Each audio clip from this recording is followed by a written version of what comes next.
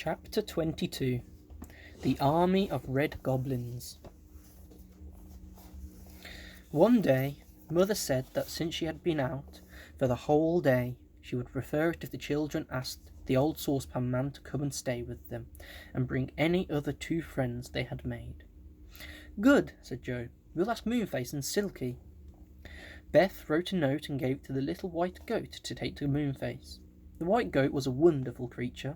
It gave the most delicious milk, it ran errands, and if any of the hens got out, it found them and drove them back. It was most useful. The goat took the note in its mouth and ran off to the Enchanted Wood. It came to the Enchanted Faraway Tree and bleated to the red squirrel, who peeped out from his hole low down in the trunk. The squirrel took the note and bounded up to Moonface with it. Moonface was delighted and shouted down to Silky, who came up and read it. "We'll ask the old saucepan man as soon as Mr. What's-his-name is asleep," said Moonface. "The children haven't asked What's-his-name, so Saucepan will have to go and creep down the tree with us without telling him." They sent a note back by the little goat, saying that they would arrive at 3 o'clock that afternoon. The children were excited. Mother was preparing to leave, and the girls began to make the cottage look pretty with jars of flowers. Beth baked some chocolate cakes and Franny made some toffee. Joe made up some sandwiches. "We'll have a wonderful time," he said. "I hope the saucepan man won't be too hard of hearing this afternoon." By 3 o'clock, everything was ready. The children were neat and clean. The table looked fine with its sandwiches, cakes and toffee. Beth went to the gate to look for their visitors. She couldn't see them coming down the lane. "They are late," she called to the others. "I expect the saucepan man has got tangled up with his saucepans or something." 3:30 came and no visitors. The children were rather disappointed. "Perhaps Moonface read my letter wrongly and thought it was 4 o'clock, said Beth. But when 4 o'clock came and still no Moonface, Silky, or saucepan man arrived, they got really worried. "I do hope nothing has happened," said Beth, feeling upset. "There's all our nice food and nobody to eat it." "We'll wait a bit longer, then we'll eat our share," said Joe. So when 5 o'clock came and nobody had arrived, the children sadly ate half the food themselves. "Something's happened," said Joe gloomily. "Oh dear, what do you think it is?" said Beth, alarmed. "Could we go see?" "No," said Joe, "not now anyway. Mother will be back soon. We'd better go tonight. The rope is let down the tree then for us to pull ourselves up, and it won't take long to climb up." "Really must find out what's wrong," said Beth, clearing the plates away. "We'll take their share of food with us." So that night, when it was quite dark, the 3 children slipped out of bed, dressed, and crept out of the back door.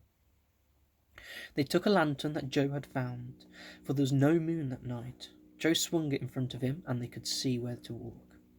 Down the dark lane they went, over the ditch and into the Enchanted Wood. The trees were whispering very loudly together tonight. "Wisher, wisher, wisher," they said. "Oh, how I wish I knew what they were saying," said Franny. "Come on," said Joe. "We'd better not be too long, Franny. We want to be back by daylight." They made their way through the dark wood. As there was no moon, there were no fairy folk about at all that night. The children soon came to the faraway tree and looked for the rope. But there was no rope at all this time, and they had to begin to climb as usual, holding onto the boughs and branches carefully, for it was very difficult to see. Before they had got farther than 2 branches up, a strange thing happened. Someone caught hold of Joe's shoulder and pushed him roughly down. Joe fell, caught hold of the lowest branch, and just saved himself in time. "Who did that?" he cried angrily. He undid his lantern from his belt where he had put it whilst climbing, and flashed it up the tree, calling to Beth and Franny to go no further. And standing, grinning in the lower branches of the tree, were 4 red goblins with pointed ears, wide mouths, and wicked little eyes. "No one is allowed to come up the tree now," said one of the goblins, "and no one is allowed to come down either." But why not? Said Joe, astonished. Because it's our tree. Your tree? What nonsense, said Joe. We've come to see our friends who live in the tree. Let us pass. No, said the goblins, and they grinned widely. You can't come up. It's no good, said a tiny voice beside Joe. The goblins have taken everyone prisoner in the tree. If you go up, they'll only push you down, or take you prisoner too. Joe flashed his lantern downwards, and the children saw that it was the little red squirrel speaking, the one who looked after the cushions for Moonface. Hello, said Joe. Do tell me what's happened. I can't understand it. Oh, it's easy enough to understand, said the squirrel. The land of the red goblins came to the top of the faraway tree. The goblins found a hole that leads down through the clouds and poured down it. They took everyone prisoner.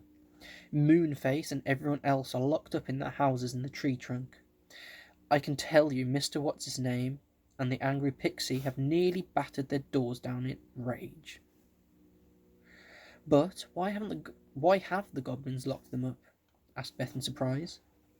Well, they want some magic spells that the tree dwellers know, said the squirrel.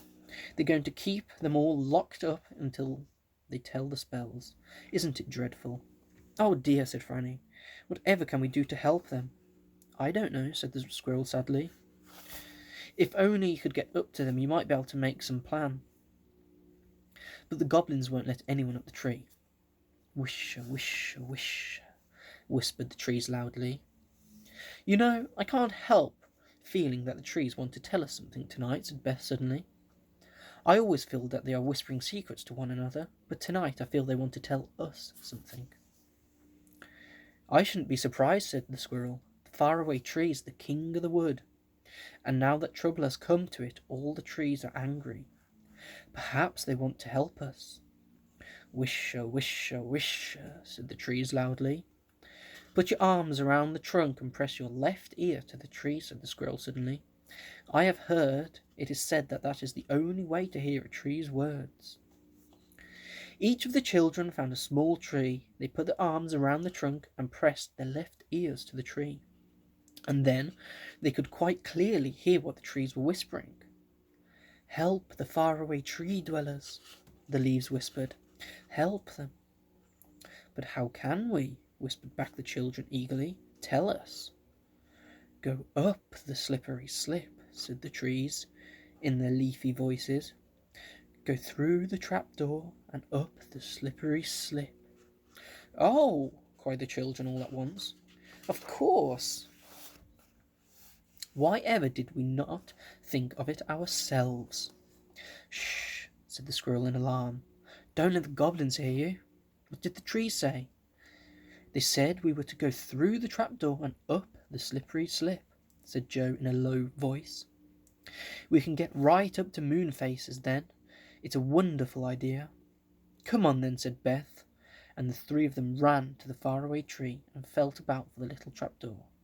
Ooh, another adventure.